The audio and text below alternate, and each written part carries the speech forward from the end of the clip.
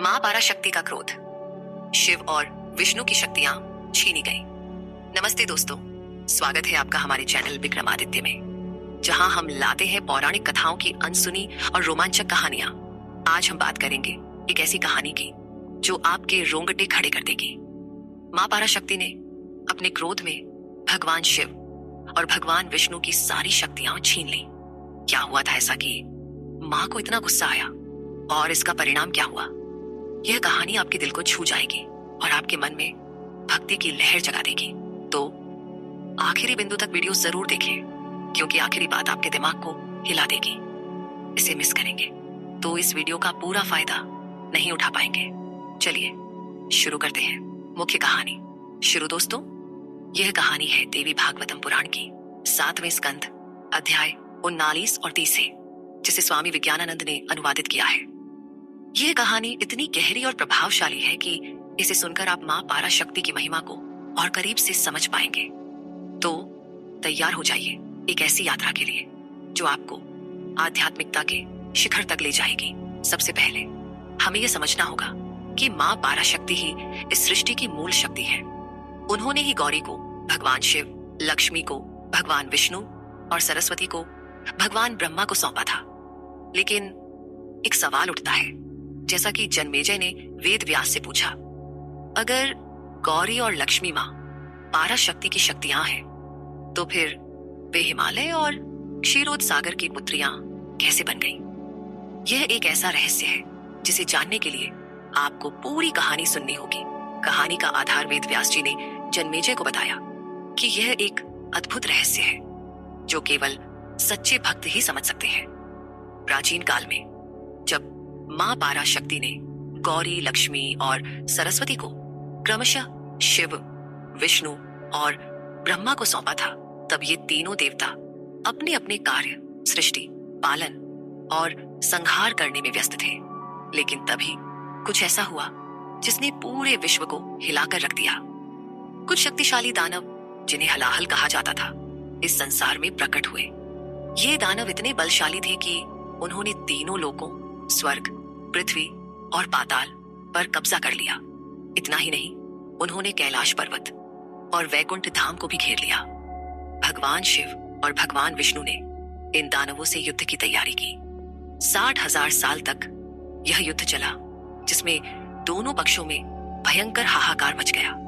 लेकिन आखिरकार शिव और विष्णु ने गौरी और लक्ष्मी की शक्तियों के बल पर इन दानवों का नाश कर दिया। शिव और विष्णु का अहंकार, लेकिन दोस्तों, यहीं से कहानी में एक बड़ा मोड़ आता है। युद्ध जीतने के बाद शिव और विष्णु अपने घर लौटे और अपनी शक्तियों पर घमंड करने लगे। उन्होंने अपनी पत्नियों गौरी और लक्ष्मी के सामने अपनी ताकत का बखान शुरू कर दिया।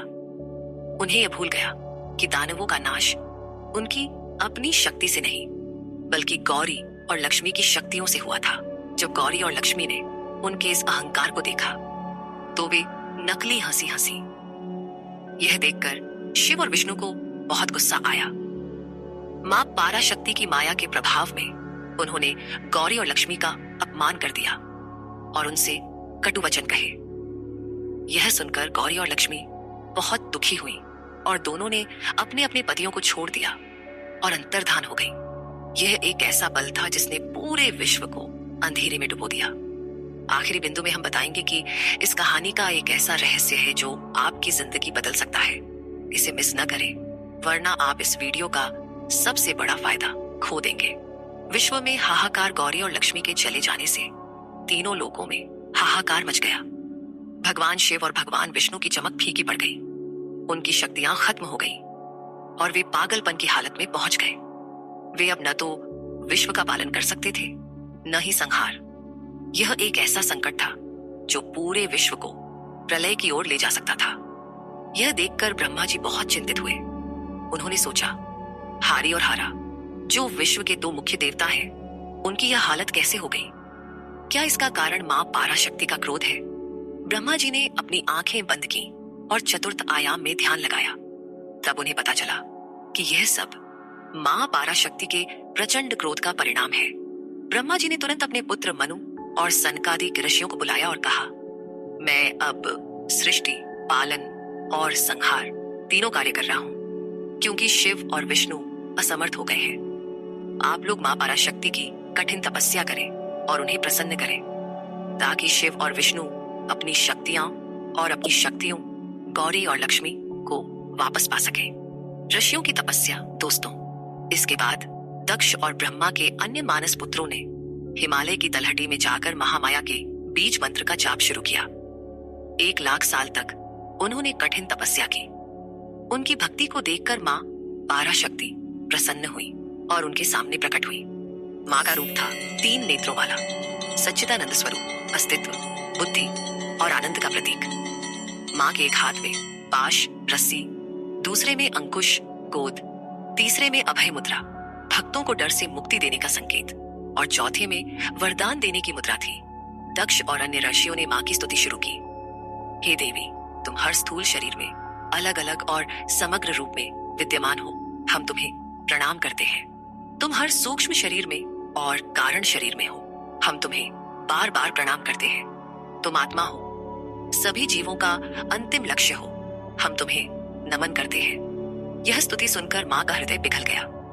उन्होंने कोयल जैसी मधुर वाणी में कहा, मेरे भक्तों, मैं तुम्हारी तपस्या से प्रसन्न हूं। जो चाहो मांग लो। मां का वरदान दक्ष और अन्य ऋषियों ने कहा, हे मां, हम चाहते हैं कि शिव और विष्णु अपनी शक्तियां और अपनी शक्तियों गौरी और लक्ष्मी को वापस पाएं। साथ ही हम चाहते हैं कि तुम हमारे कुल में जन्म लो, ताकि हमारा जीवन धन्य हो जाए। मां ने मुस्कुराते हुए कहा, शिव और विष्णु ने मेरी शक्तियों का अपमान किया, इसलिए उनकी यह हालत हुई। लेकिन अब मेरी कृपा से वे अपनी शक्तियां गौरी और लक्ष्मी को वापस पाएंगे। गौरी मेरे कुल में और लक्ष्मी क्षीरोद सागर में जन्म लेंगी। मेरी पूजा के लिए महामाया का बीज मंत्र जपो। मेरा भुवनेश्वरी रूप या सच्चिदानंद रूप का ध्यान करो। यह सारा विश्व मेरा पूजा स्थल है। तुम हर जगह मेरी पूजा कर सकते हो। कहानी का समापन। इसके बाद मां भुवनेश्वरी अपने मणिद्वीप में लौट गई। दक्ष और अन्य ऋषियों ने ब्रह्मा जी को सारी बात बताई। मां की कृपा से शिव और विष्णु को उनकी शक्तियां और गौरी लक्ष्मी वापस मिल गई। उनका अहंकार खत्म हुआ और वे फिर से विश्व के कार्य करने लगे। तब एक शुभ समय पर मां पराशक्ति का अग्निमय स्वरूप देवी भगवती दक्ष प्रजापति के घर में जन्म लिया। तीनों लोकों में उत्सव मनाया गया। देवताओं ने पुष्प वर्षा की, दुदुभियां बजी और नदियां खुशी से लहराने लगी। ऋषियों ने इस देवी का नाम रखा सती, क्योंकि वे परब्रह्म स्वरूप और सत्य की प्रतीक थी।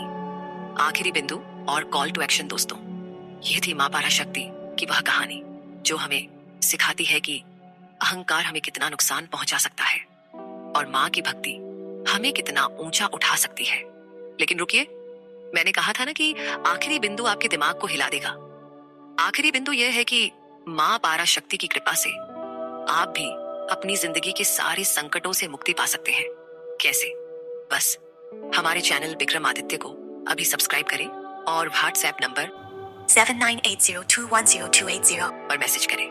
आपको मिलेगी मुफ्त ज्योतिष भविष्यवाणी और आपकी जिंदगी की हर समस्या का समाधान है। तो दोस्तों, कैसी लगी आपको यह कहानी? कमेंट में जरूर बताएं।